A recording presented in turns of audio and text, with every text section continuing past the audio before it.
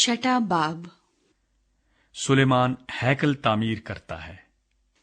और बनी इसराइल के मुल्क मिस्र से निकल आने के बाद 480वें साल इसराइल पर सुलेमान की सल्तनत के चौथे बरस जियो के महीने में, जो दूसरा महीना है, ऐसा हुआ कि उसने खुदावंद का घर बनाना शुरू किया।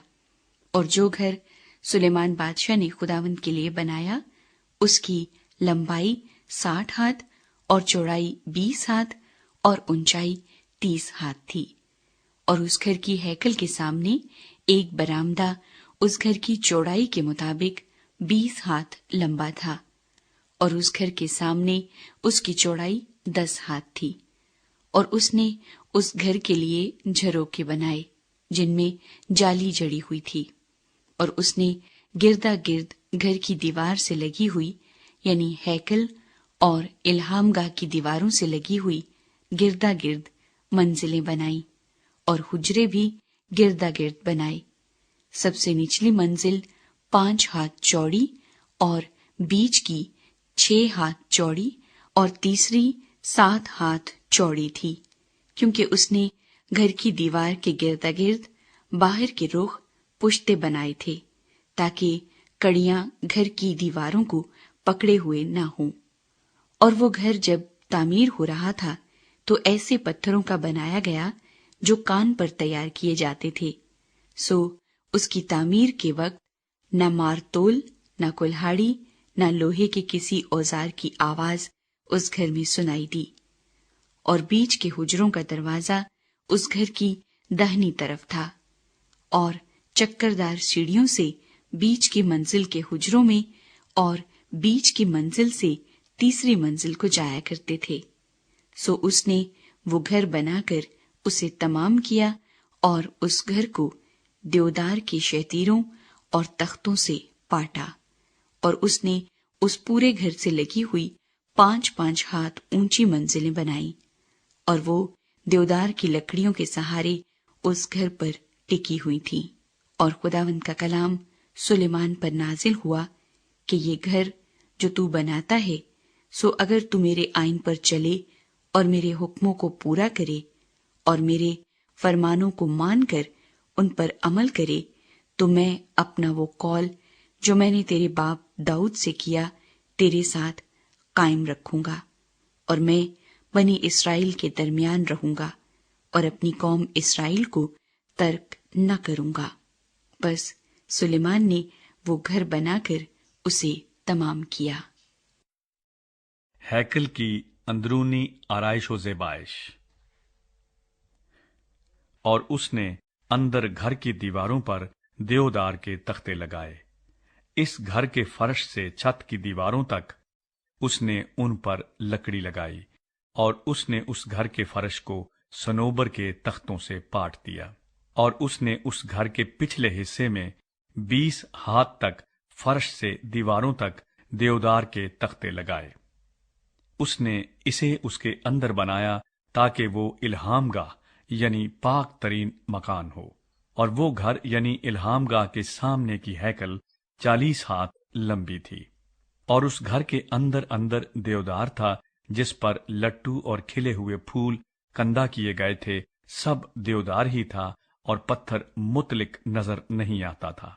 और उसने उस घर के अंदर बीच में इल्हामगाह तैयार की, ताकि खुदावंद के अहद का संदूक वहां रखा जाए। और इल्हामगाह अंदर ही अंदर से 20 हाथ लंबी और 20 हाथ चौड़ी और 20 हाथ ऊंची थी।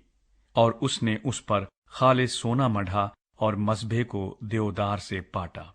और सुलेमान ने उस घर को अंदर अंदर खालिस सोने से मढ़ा, और इल्हामगाह के सामने उसने सोने की जंजीरें तान दी, और उस पर भी सोना मढ़ा। और उस पूरे घर को जब तक कि वो सारा घर तमाम ना हो गया, उसने सोने से मढ़ा, और इल्हामगाह के पूरे मसबे पर भी उसने सोना मढ़ा। और इल्हामगाह में उसने जैतून की लकड़ी के 2 करोबी 10-10 हाथ ऊंचे बनाए। और करोबी का एक बाजू 5 हाथ का, और उसका दूसरा बाजू भी 5 ही हाथ का था। एक बाजू के सिरे से दूसरे बाजू के सिरे तक 10 हाथ का फासला था। और 10 ही हाथ का दूसरा करोबी था, दोनों करोबी एक ही नाप और एक ही सूरत के थे। एक करोबी की ऊंचाई 10 हाथ थी और इतनी ही दूसरे करोबी की थी।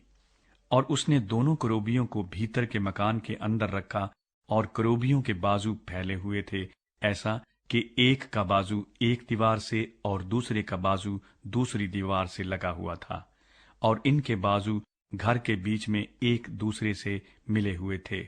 और उसने करोबियों पर सोना मढ़ा। और उसने घर की सब दीवारों पर गिरदा गिर्द अंदर और बाहर करोबियों और खजूर के दरख्तों और खिले हुए फूलों की खुदी हुई सूरतें कंदा कीं।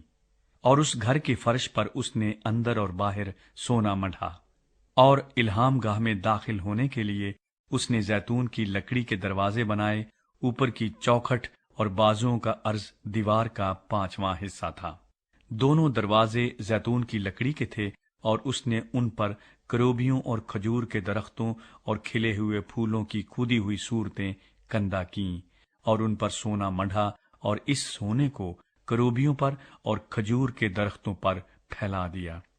ऐसे ही हैकल में दाखिल होने के लिए उसने जैतून की लकड़ी की चौखट बनाई, जो दीवार का 4था हिस्सा थी। और सनोबर की लकड़ी के 2 दरवाजे थे। एक दरवाजे के दोनों पट दोहरे हो जाते, और दूसरे दरवाजे के भी दोनों पट दोहरे हो जाते थे। और इन पर करोबियों और खजूर के दरख्तों और खिले हुए फूलों को उसने कंदा किया, और खुदे हुए काम पर सोना मढ़ा।